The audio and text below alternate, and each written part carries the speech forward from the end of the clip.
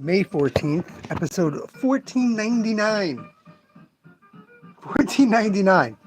We're one episode away from episode 1500.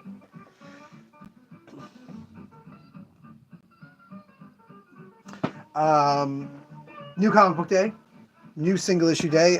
We were very, very fortunate, helped out by our good friends at Oya Comics in Westchester. Usually every 2 weeks they send us a bundle of Image stuff. Comes around Monday, after the Wednesday stuff came out. This time they decided that with everyone looking for Battle Beast and all the craziness that's happening with Battle Beast, they wanted to make sure that we got them right away.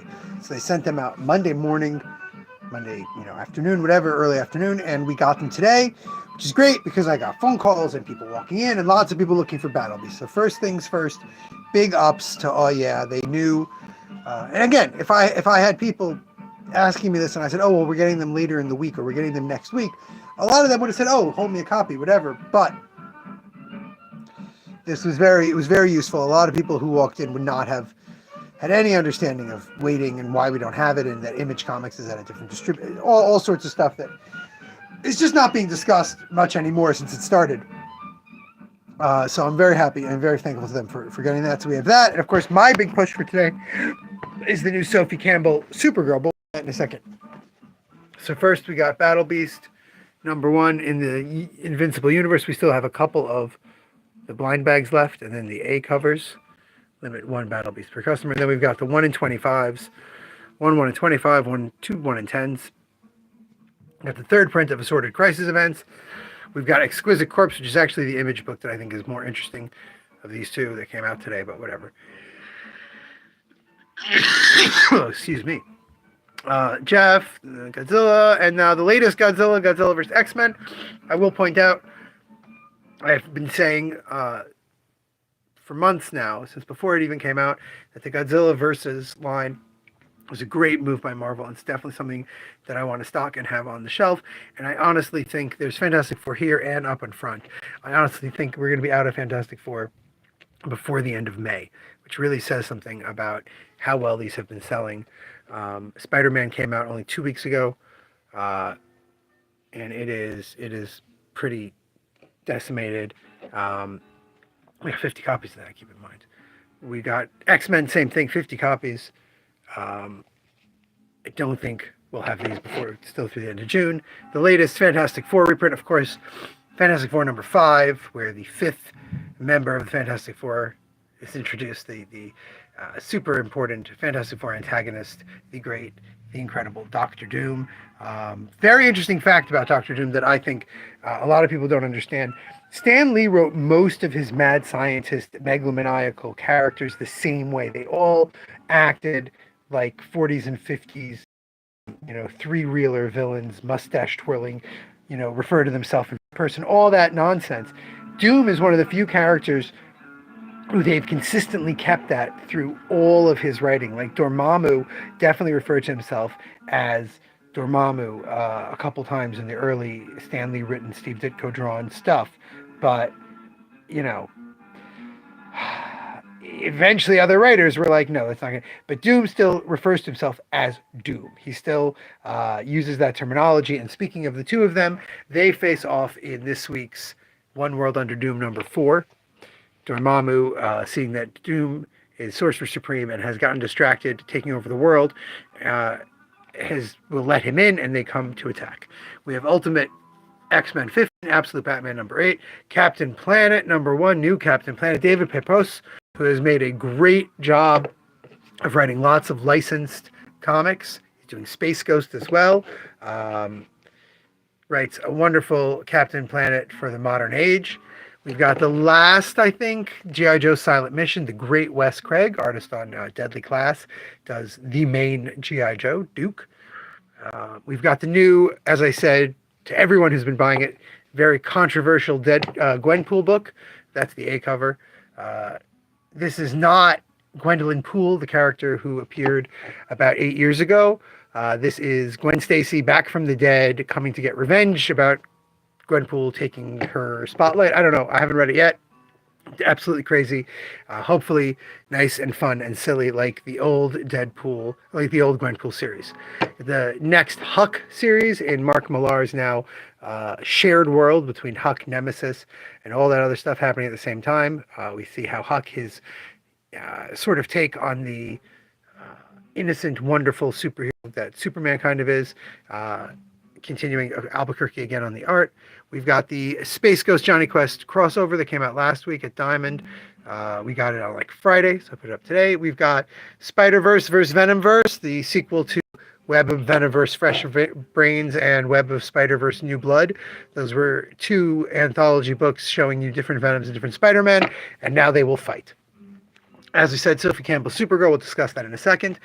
Reprints. We've got Legends of the Dark Knight Halloween special. This came out before Long Halloween. It might be, in my opinion, one of Jeff Loeb and Tim Sale's great masterpieces. A tight little Batman Halloween story, finally reprinted. We've got Betty and Veronica, 320. First appearance of Cheryl Blossom, the great Cheryl Blossom. Other ongoing issues of comics. As I said, I've been cutting our orders tremendously. We've got 3 weeks of Image Comics here. This came out 2 weeks ago. This came out last week. This came out last week. And the stuff that I put up there on top, Battle Beast, those came out this week. Death of Cobra, I think, is this week. So we've got 3 weeks of Image, a week of Marvel, a week of DC, and all the other publishers. And these are all the ongoings that we have. And in many cases, you'll notice You'll Do Bad Things is a number 2.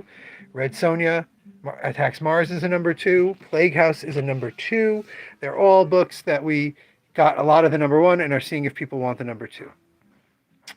Fire and Ice number 2, Bitter Root number 2, and Adventure Time number 2. Those we still have the number 1s of because we are pushing those series heavily. Joanna Starrer really, I think, gets Fire and Ice so well in this series. So we're going to push that. Bitter Root, of course, just tremendous, excellent series. We love it. We support it since it started. And Adventure Time is Adventure Time. So those are all the single issues yesterday's live stream. Hey, Janice.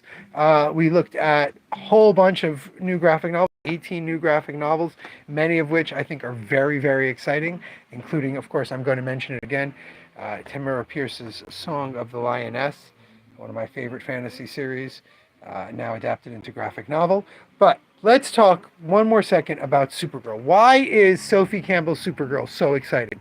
Is it because Sophie Campbell has come up over years and years of telling her own stories and doing her own thing to become a mainstream writer, and now she's getting to write and draw her own book for DC? Huzzah! No, it's more exciting when she was doing Shadow Eyes online herself that she's working for DC. Is it a respectability thing? Those are nice. But what I really love about this book, what I think is so great, is that this book clearly gets... you're on the wrong stream for those sort of questions, sir. But if you want to get into the JFK assassination, I highly recommend reading Sid, this one, Dan Mishkin, Ernie Cologne's wonderful Warren Commission Report graphic novel. Breaks down everything that the Warren Commission report said, also points out all the contradictions within the report, and really great for all your conspiracy theory needs. So Supergirl, what makes this book so great is the same reason that I've been saying that the current runs on Superman are so good, that the current X-Men runs are so good, the Fantastic Four run is so good, is that this is a book that really goes to the core root of what sort of fun stories you can do with this character. So Supergirl has always been a character that is hampered by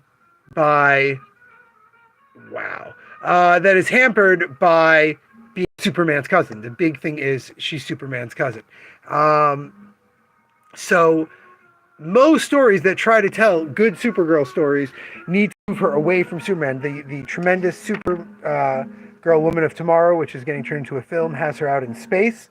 The famous Supergirl series of the 70s has her as a teenager coming to Metropolis after living all the time in the 50s or 60s in Midvale by herself and dealing with the fact that now she's playing in Superman's, playground. So this one, which again, I just really love a lot of the choices in art that are being made there. But this one deals with the fact that, for a variety of reasons, she has to come back to Midvale and deal with um, being Kara, being there's even a discussion about it, being Linda Danvers again, disguising her identity, where she's been around being Kara with her cousin here in Metropolis for ages. It really deals with the secret identity stuff, the responsibility to live up to the S Shield stuff, but without heavy-handedly pushing that in there over and over. I just think it really flows, and I think the big thing that superhero books lately have been getting right is remembering that these books are there for fun. You can make points with them, you can get something a little bit more meaningful, but you also really, people are there for fun. I've said this a million times before. If they could get these books to be the price they should be, $2, $2.50, commiserate with the $1.25 they were in 1992, they'd be selling a lot more copies because people would love these little disposable stories. It's when you ask for $4 for this stuff that it starts to become pricey. Anyway, those are the new single issues out. If you have any that you want us to pull, let us know. Until tomorrow, which will be episode 1500. This will be our 15. It's probably more like our 15 and 5th, because we have all those missed episodes and all blah blah blah that have happened. But yeah, episode 1500 tomorrow. Tune in, and remember, until then, damn it, babies, you got to be kind.